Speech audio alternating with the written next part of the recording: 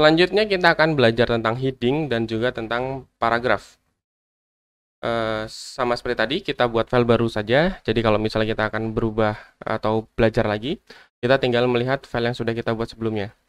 Kita buat file, new file, kita simpan dengan nama heading dan paragraf. Titik HTML, jangan lupa. Heading paragraf misalnya. Kita save, HTML dan tab, seperti biasa. Terus detailnya kita ganti belajar heading dan paragraf. Misalnya begitu. Nah, heading ini kita gunakan untuk memberikan nama dari suatu halaman. Jadi heading itu ada banyak jenisnya, ada H1 sampai H6.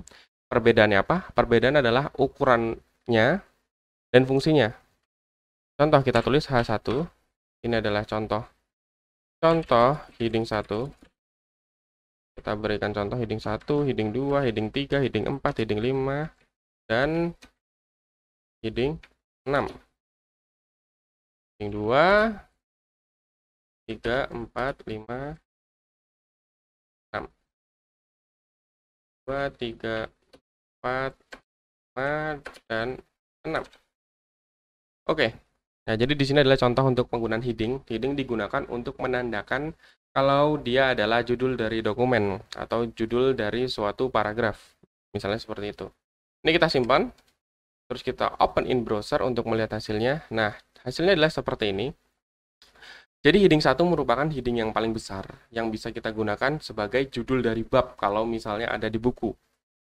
Kemudian heading 2 ini juga kita bisa gunakan untuk sebagai judul bab yang ada di bawah heading 1, dan 3 di bawah heading 2, 4 di bawah heading 3, 5 di bawah heading 4, dan 6 di bawah heading 5. Nah, seperti itu. Jadi kalau misalnya kita ingin menggunakan nama dari suatu judul paragraf atau judul halaman, kita bisa menggunakan heading.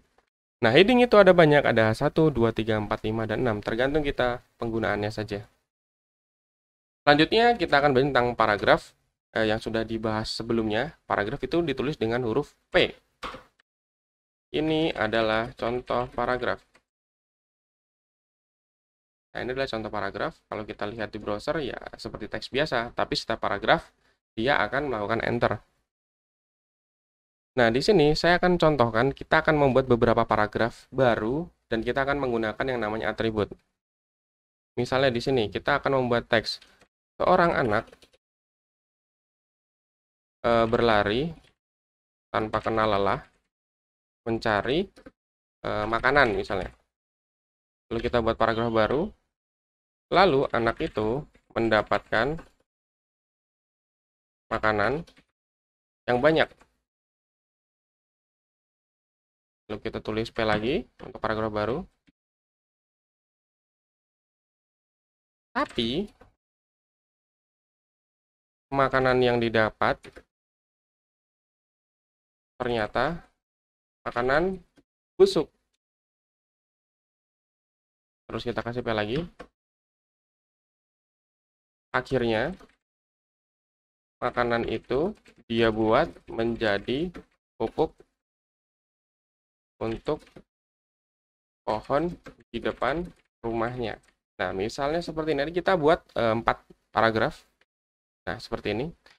Paragraf 1, paragraf 2, paragraf 3, dan paragraf 4. Nah, di paragraf pertama ini, kita mau menggunakan atribut. Di sini atribut yang kita gunakan ada line atau arah. Kan tadi kan kita kalau misalnya mau menggunakan arah ke tengah itu menggunakan center kan. Jadi kita akan menggunakan line center supaya teksnya ke tengah. Nah, dengan align center kita akan membuat teks menjadi ke tengah. Align itu tidak hanya center, align itu bisa kita gunakan untuk ke kiri, left. Nah, ke kiri, kenapa kok tidak ada perubahan ya? Karena defaultnya ada di kiri. Jadi tanpa perlu align left, dia otomatis ada di kiri. Selanjutnya, kita buat align-nya right, berarti ada di kanan. Jadi dia akan teksnya akan menjadi rata kanan. Center kiri kanan, dan selanjutnya yang terakhir ada yang namanya justify atau rata kiri kanan. Justify itu dia akan rata kiri dan kanan. Nah, ini karena teksnya masih sedikit jadi nggak berpengaruh. Jadi justify, kita cari ya, justify Justify ini contohnya seperti teks deh. Teks justify. Nah, jadi seperti ini. Jadi kalau dia rata kiri, dia akan menulisnya menjadi seperti ini, dan kalau dia justify, dia akan full, penuh, jadi rata kiri kanan. Jadi seperti itu. Oke deh, kita coba deh, supaya lebih jelas kita gunakan teks yang panjang. Misalnya kita buat P lagi, baru kita tulis teks dengan teks default, kita tulis lorem aja. Ini otomatis akan muncul teks default dari sebelumnya. Terus kita kasih align, justify. Kita simpan, kita refresh, nah akan jadi seperti ini. Jadi teksnya dia akan menjadi rata kiri dan kanan, itu justify. Seperti itu.